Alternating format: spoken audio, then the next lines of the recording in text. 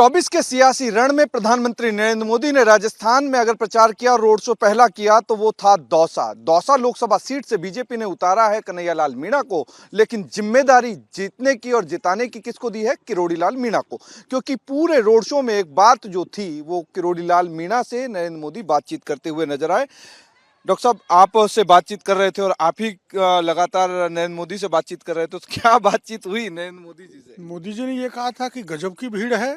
24 के सियासी रण में प्रधानमंत्री नरेंद्र मोदी ने राजस्थान में अगर प्रचार किया, रोड शो पहला किया तो वो था दौसा। दौसा लोकसभा सीट से बीजेपी ने उतारा है कन्हैयालाल मीणा को, लेकिन जिम्मेदारी जीतने की और जिताने की किसको दी है? किरोड़ी लाल मीणा को। क्योंकि पूरे रोड शो में एक बात जो थी वो किरोड़ी लाल मीणा से नरेंद्र मोदी बातचीत करते हुए नजर आए।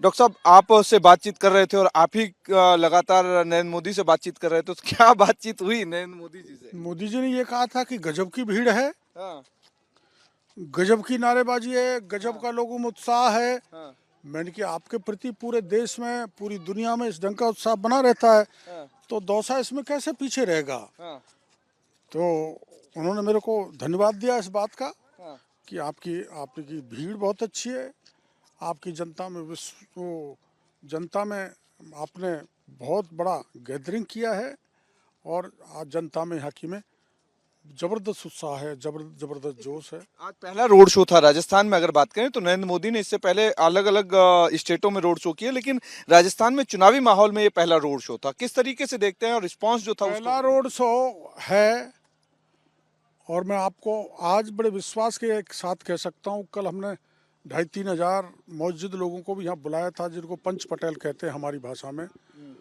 उसके बाद आज के बाद ये कह सकता हूँ कि पहली सीट होगी जो भारतीय जनता पार्टी जीतेगी।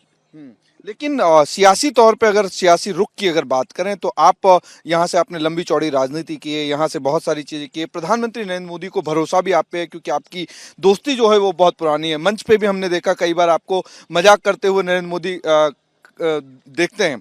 लेकिन सियासी तौर पर कांग्रेस को लेकर के गढ़ कहा जाता है, कांग्रेस का गढ़ है, कांग्रेस का गढ़ है। ये गढ़ वाली बात कहाँ से आई? कभी रहा था पहले राजेश पायलट, उनकी धर्मपत्नी सचिन पायलट, ये यहाँ से सांसद रहे हैं। लेकिन गत 3 चुनावों से पहले यहाँ बीजेपी जीती थी, उसके बाद मैं जीता था, उसके बाद जसकौर जी जीती थी। तो अब गढ़ कहाँ? गढ़ तो हमने जब ही ढहा दिया जब बाबरी ढांचा ढहाया गया था, तब से दौसा का गढ़ कांग्रेस का जहाँ वो ढह गया। और उसका परिणाम ये है कि आज की भीड़ 90% जवान सड़क पर कूद रहे थे, जश्न मना रहे थे, जैसे कन्हैयालाल के विजय का जुलूस निकल रहा हो। लेकिन एक बात बताइए कि आप अलग अलग हिस्सों में प्रचार प्रसार कर रहे थे।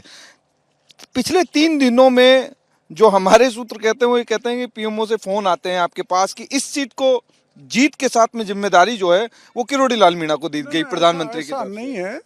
मेरे को कहा है जयपुर ग्रामीण आप जाएंगे, ईस्टर्न राजस्थान की सभी सीटों पर, जिसमें दौसा भी है, सवाई माधोपुर है, करौली है, भरतपुर है, अलवर में करी आया, और कल कोटा रहूँगा, और उसके बाद में मारवाड़ मेवाड़ की सीटों पर भी जाना है। तो जहाँ जहाँ पार्टी मेरे को भेज रही है, जहाँ मेरा असर समझती है, जहाँ उपयोग समझती है, वहाँ मैं जा रहा हूँ। और मुझे इस बात का विश्वास होता जा रहा है कि मैं जहाँ जा रहा हूँ वहाँ भारतीय जनता पार्टी के वोट जोड़ रहा हूँ। आपने एक मैसेज और दिया पब्लिक में, आपने अपने जितने भी समर्थक थे उनसे कहा कि अगर ये सीट नहीं निकली तो मैं मंत्री पद छोड़ दूंगा। तो ये भावनात्मक कनेक्ट जो आपने किया और ये जो जुड़ाव है, मैं छोड़ भी सकता हूँ, क्योंकि इससे सबसे बड़ी निराशा होगी इस बात की, माना कोई गड़बड़ हो गया तो जहाँ से मैं MP निर्दलीय जीत गया, जहाँ से मैं MLA बना, मेरी धर्मपत्नी MLA बनी, मेरा भतीजा MLA बना, और वो सीट मेरे हाथ से छटक जाए तो मेरा नैतिक अधिकार नहीं है। इस दृष्टि से मैंने वो बात कही है। वो इमोशनल नहीं है, वो तो हो गई। आपका कनेक्ट है, आपका परिवार है। अच्छा, दूसरी चीज ये, प्रधानमंत्री जब भी आते हैं आपसे हंसी मजाक करते हैं। एक ये मुक्के वाली जो कहानी, क्या अभी उन्होंने ये कहा था, यार आप हरदम सफेद कपड़े पहनते हो, आज ईस्टमैन कलर कैसे पहन के आ गए। मैंने कि देश के इतिहास में जब से लोकतंत्र है घणे प्रधानमंत्री बन गए, लेकिन कोई यहाँ घर घर दस्तक देने नहीं आए। आप ही आए हो, इसलिए मैं ईस्टमैन कलर में हूँ आपके साथ। अच्छा, आपने येलो कुर्ता, मतलब सुबह जो था वो तो व्हाइट पहना हुआ था, आज येलो कुर्ता पहना है, तो इसके बारे में इस प्रधानमंत्री, पे मजाक हुई थी अभी वहाँ। अभी मजाक हुई थी। तो ये प्रधानमंत्री का आपका जो याराना है, दोस्ती है, ये कितने साल पुरानी, कहाँ से शुरू हुई है हंसी मजाक? क्योंकि ये दरअसल में 72 से 75 में इमरजेंसी लगी थी। हाँ, और इमरजेंसी में मेरे को जिम्मेदारी दी गई थी कि आप जो आपातकाल विरोधी लिटरेचर जो अहमदाबाद में छपा करता था, क्योंकि वहाँ जनता पार्टी का राज था और मोदी जी उसको छपवाते थे, और मुझे जिम्मेदारी दी की गई थी वितरण की राजस्थान में। मैं वहाँ से लाता था, कैसे कैसे लाता था, जहाँ इमरजेंसी में इतनी सख्ती होती थी, लाके में सफलतापूर्वक 13 महीने तक बांटता रहा। उसका एक बड़ा ग्रुप मेरे पास राजस्थान में अब भी है। और पर 13 महीने बाद पुलिस को पता लगा, मेरे को पकड़ लिया, जेल में डाल दिया, और इतनी यातनाएं दी कि मेरी उंगली टूटी हुई है, अभी तोड़ दी सारी, और मेरे गोदाम में पेट्रोल तक डाल दिया था, खूब मारा पीटा, बाल नोचे, फ्रैक्चर कर दिया पैर में, और उल्टा लटका दिया, मैं बेहोश भी हो गया, उसके कारण मेरी किडनी भी खराब हो गई। लेकिन मैंने कह दिया अच्छा प्राण निकाल दो, पर मैं ये नहीं बताऊंगा कहाँ से लाया और किसने ये सामग्री दी। मैंने न अहमदाबाद गुजरात का नाम बताया, न मोदी का बताया। अगर मैं बता देता तो देश का सारा जो अभियान था आपातकाल विरोधी, इमरजेंसी का वो जो प्लानिंग थी जो आप लोगों वो दमन हो जाता। उसके बाद मैं 6 महीने तक जेल रहा था। तो आपका मतलब ये मीसा में रहा था, मीसा में। मीसा बंदी रहे आप, लेकिन ये जो हंसी मजाक का दौर है उसी टाइम से लंबा चलता है। हाँ, तब से ही मैं जब निर्दलीय सांसद था तब इनके फ़ोन आते थे, तो इनके सद्भावना मिशन और वो जो नर्मदा का आंदोलन था, निर्दलीय होने के बाद भी मैं जाता था, क्योंकि मेरे तो यहाँ पार्टी बीजेपी लड़ी थी और कांग्रेस भी लड़ी, दोनों की जमानत जब्त हो गई थी।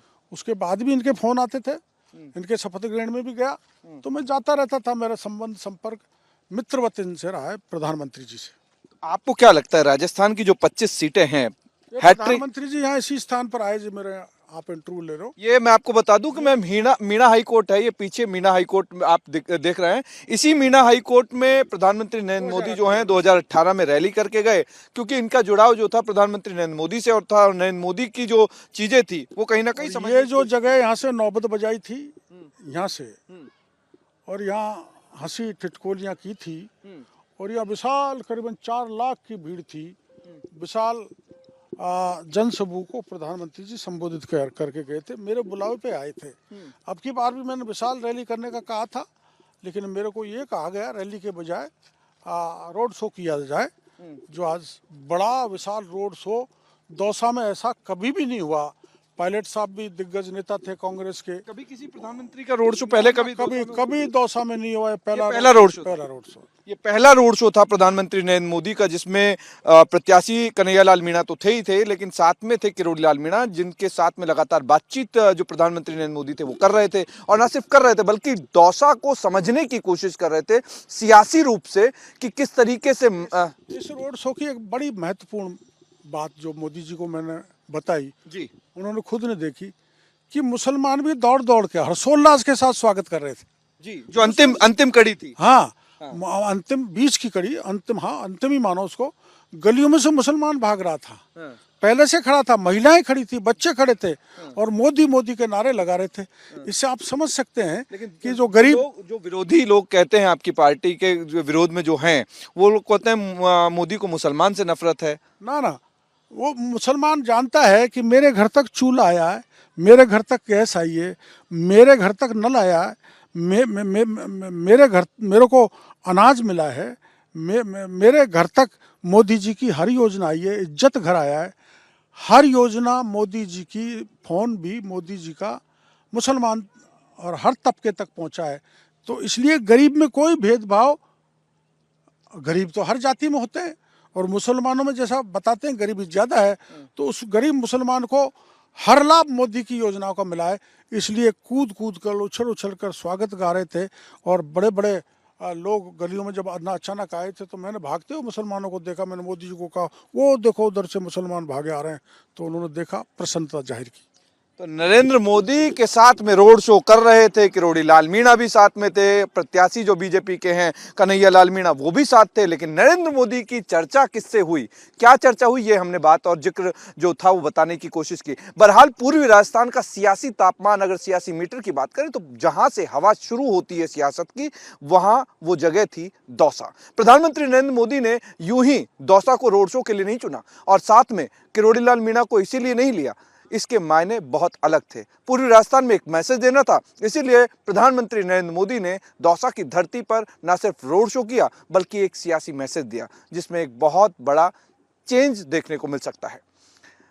4 जून को नतीजे तय करेंगे कि किसकी कितनी सीटें आएंगी। बहरहाल अब नरेंद्र मोदी प्रचार प्रसार में जुट गए हैं, तो इसका असर कितना होगा ये देखना दिलचस्प होगा। वीडियो जर्नलिस्ट महेश के साथ अमरदीप शर्मा, रिपब्लिक टीवी।